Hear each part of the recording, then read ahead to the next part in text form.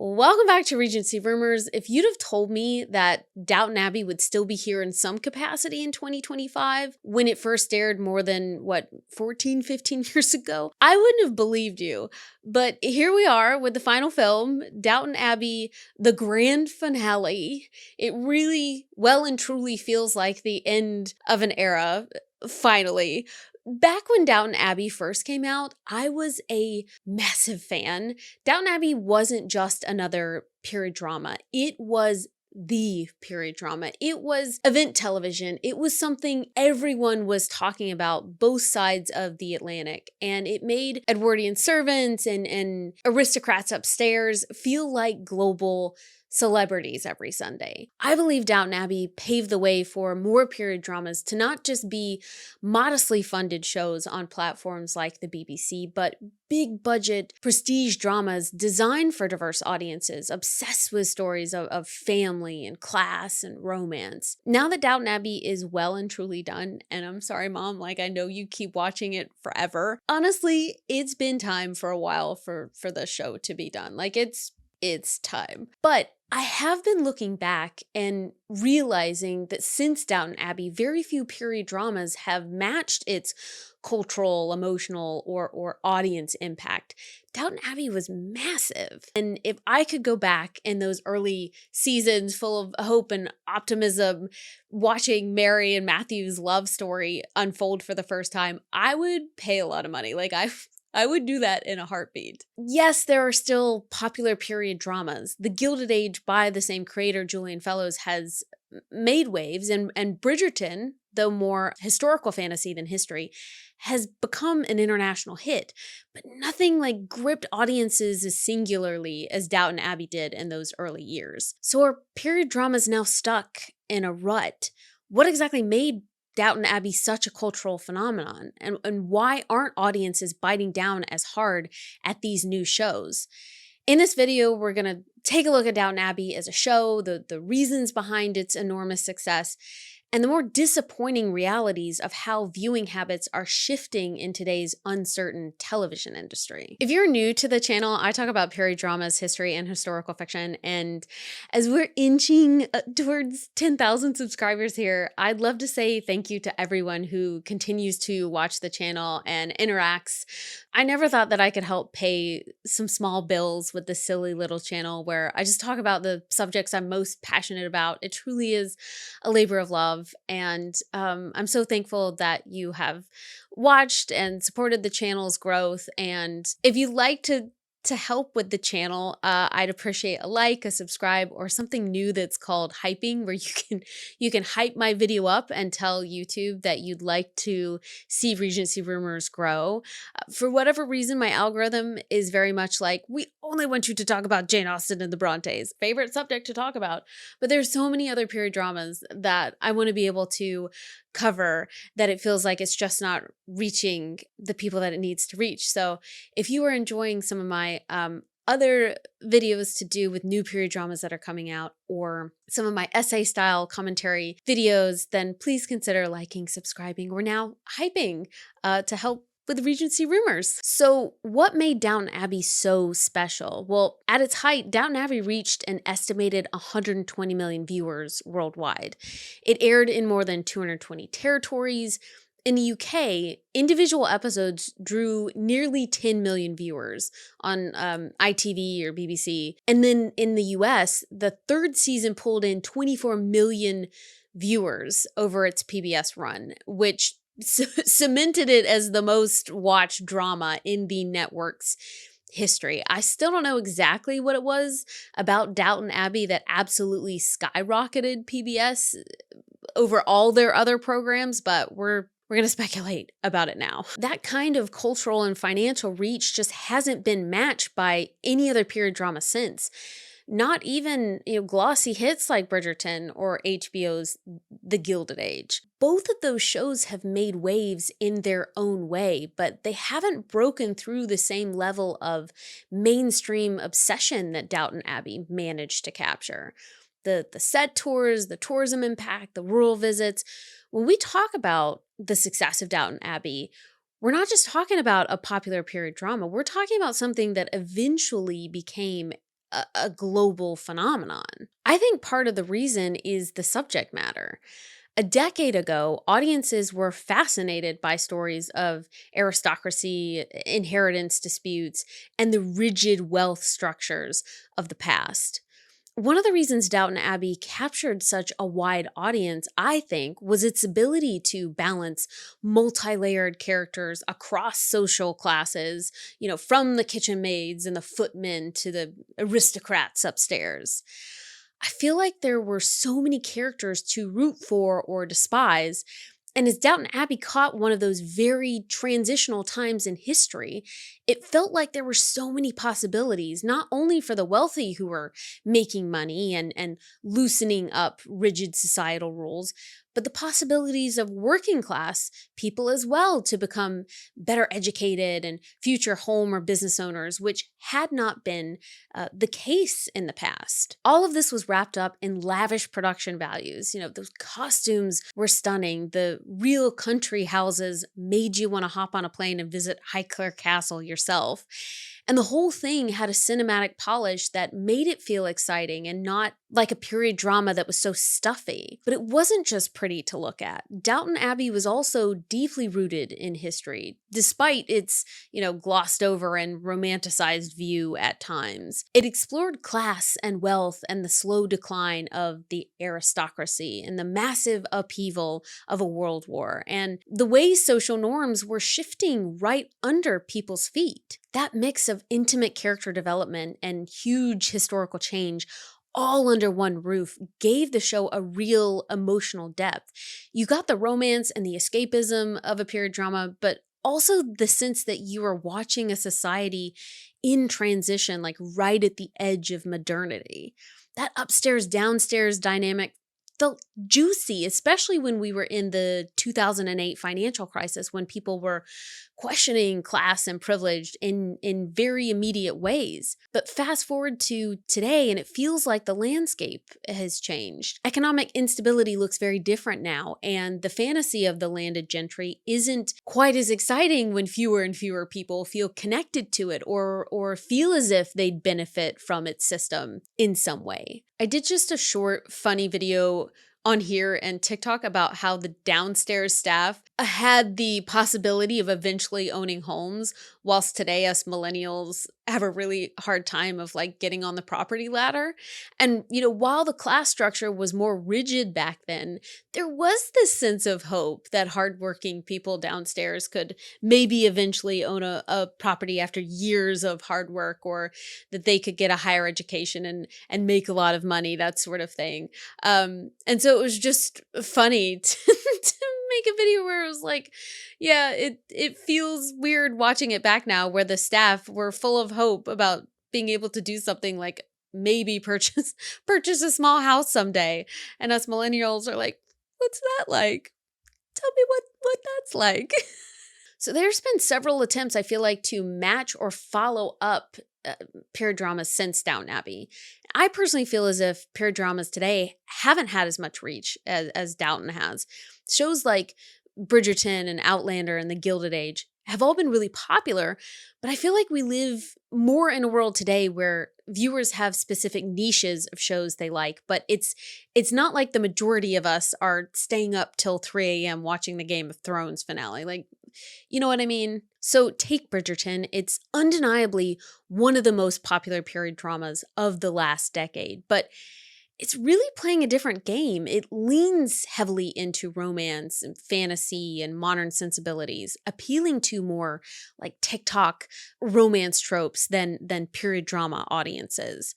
With race-blind casting and pop string quartets and a stylized, almost fairy tale aesthetic, I feel like it serves a different purpose than Downton Abbey, and it shines more as a show which is unapologetically romantical and is doing a good job at making romances being taken more seriously as a genre than something, women should be ashamed of enjoying. And I say specifically women because romance shows and fiction is by majority consumed by women. But I love the fact that Bridgerton doesn't come off as if it doesn't take itself seriously, or that people should be ashamed for watching something that is a bit more frothy, I guess. And you can really see that in the way the showrunners talk about the show, and then the actors as well. They take the show very seriously and the fan base really seriously. And I think that's where Bridgerton shines, not trying to be a model example of the Regency era.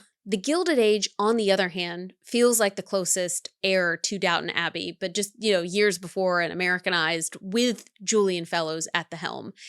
I do feel like it's got that same beautiful, like stylized world and jaw-dropping costumes and nail-biting class drama that Downton Abbey does. And it takes on similar themes of wealth, old versus new money and social change. But there are important contrasts. It's set in America, where the class system was built differently and the conflicts revolve less around centuries of entrenched aristocracy and more around money and ambition and status. While it has its fans and strong reviews, the Gilded Age hasn't yet become a household name in quite the same way, I feel like, particularly outside the US, and it simply hasn't had as many seasons or the same level of media saturation.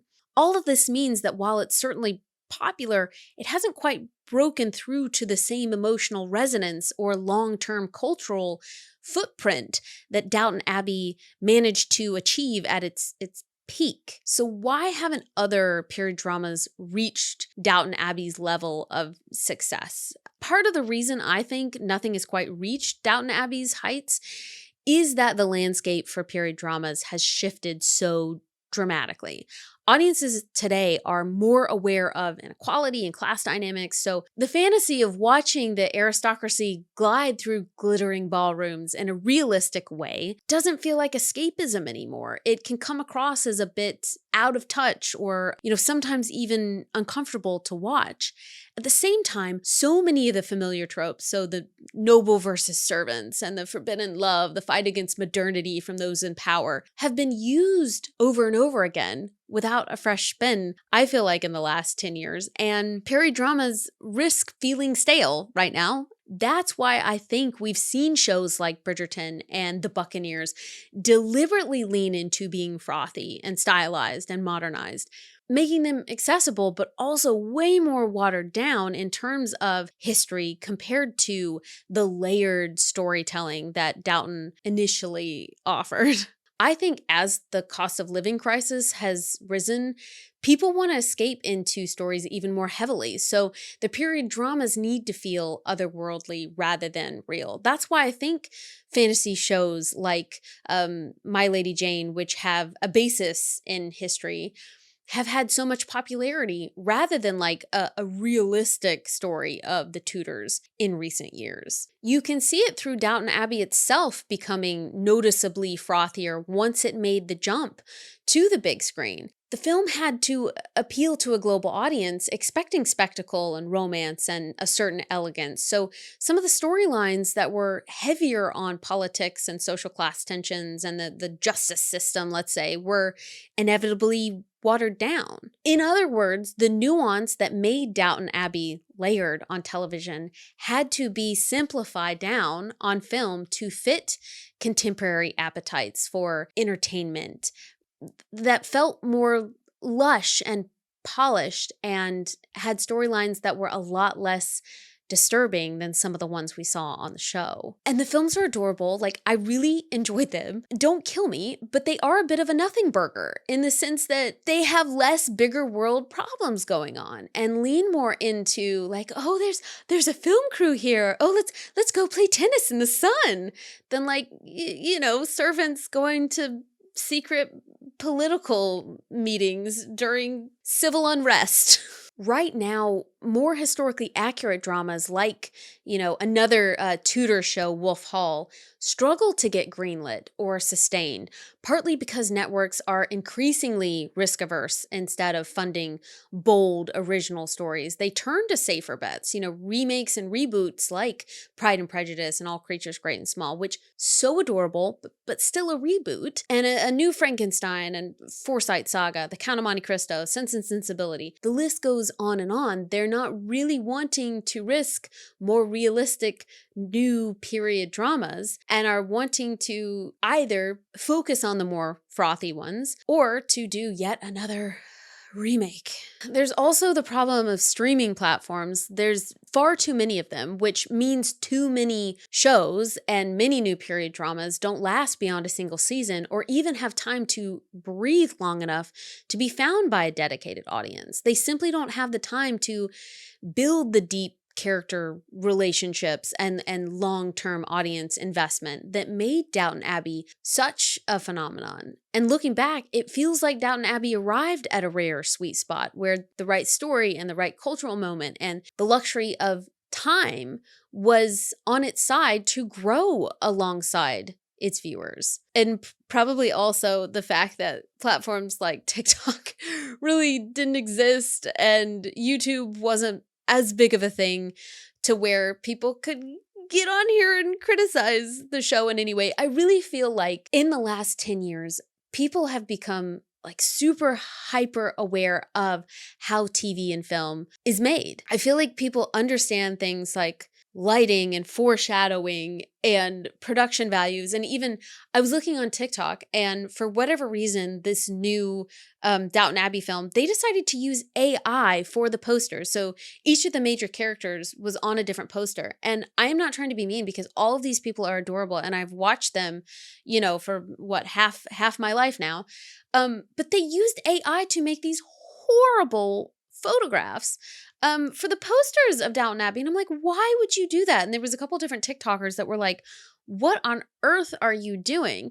And so people are far more aware of how productions come about, you know, when things look big budget or small budget and what happens in a writer's room or how shows the trajectory of shows change so much, you know, based on actors that come in and out. And in some ways, I think a little bit of that discourse started with Downton Abbey, especially when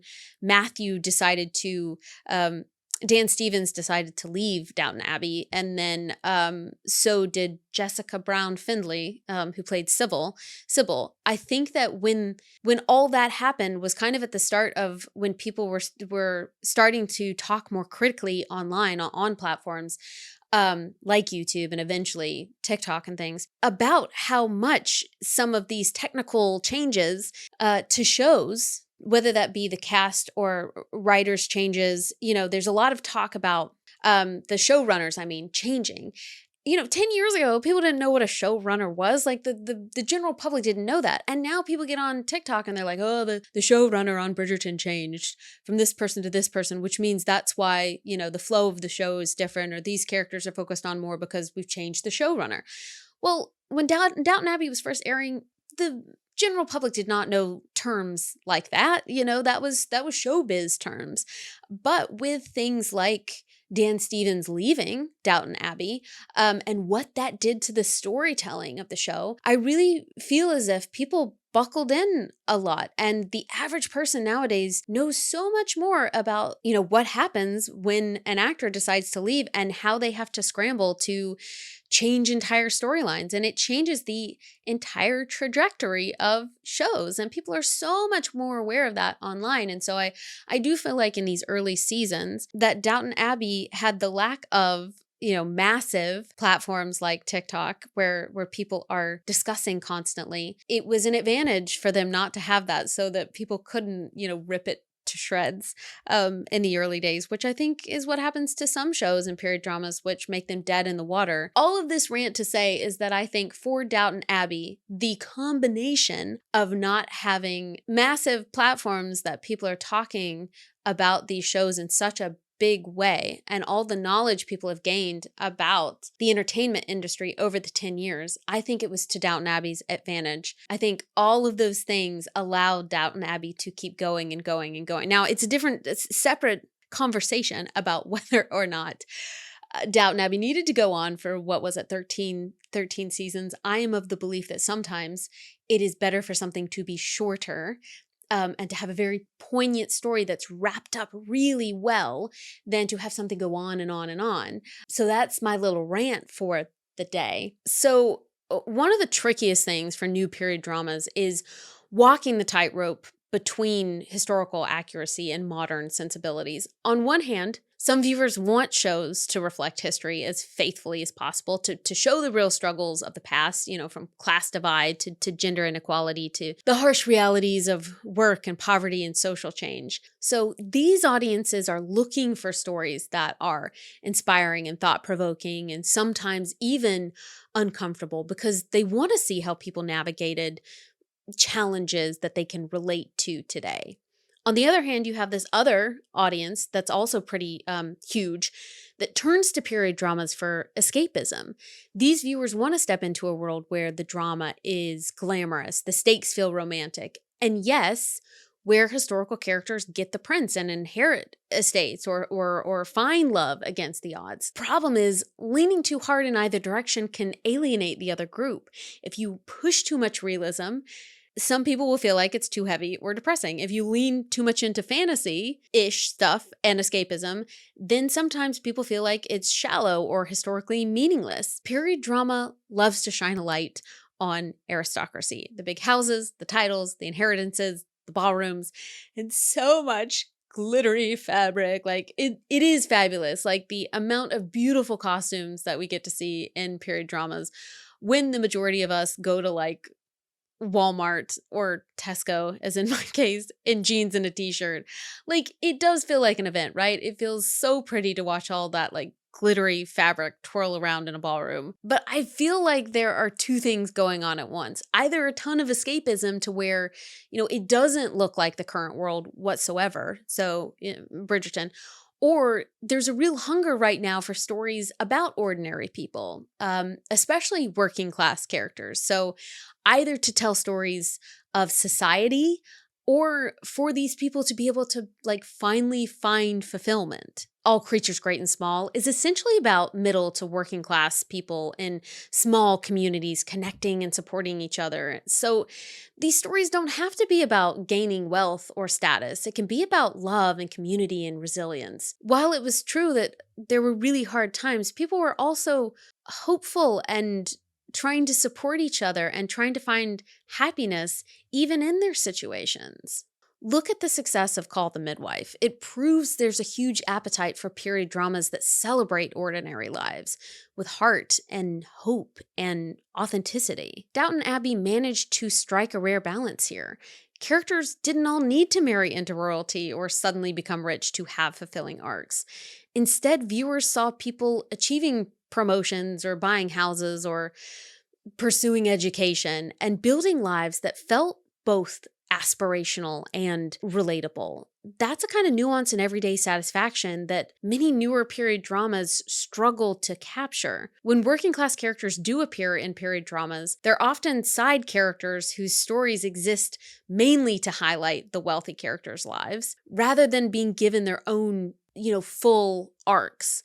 Or they're all in a gritty setting where they're like criminals, like in A Thousand Blows or Peaky Blinders, or they have to be in the middle of a battle in a war period drama. And don't get me wrong, shows like Peaky Blinders are super exciting to watch. There's something so like cool about, the underworld of organized crime. But when the only time that working class characters are the main characters in a show is when they are doing illegal activities, it makes it seem as if working class people aren't meant to be exciting unless they are doing things that they shouldn't be doing, which is just not the case. People love to see stories of small communities or people who are just trying to get by, making it against the odds or making the best of their current situation, which is why I think that there's a big yearning for more shows like Anne with an E, or originally Anne of Green Gables, to be on screen, and why people are wanting to see more of everyday life that doesn't have to, be another Tudors show over and over again about like another queen so yeah, it just feels like that sometimes working class people, their stories are only told through a vessel of like, what can you get away with through illegal activity? And especially in Victorian times, a lot of times that was the way people were surviving. I just mean that it would be nice to see more stories that are relatable to people today, that it doesn't mean that working class people have to be seen as some sort of villain, right? Yeah.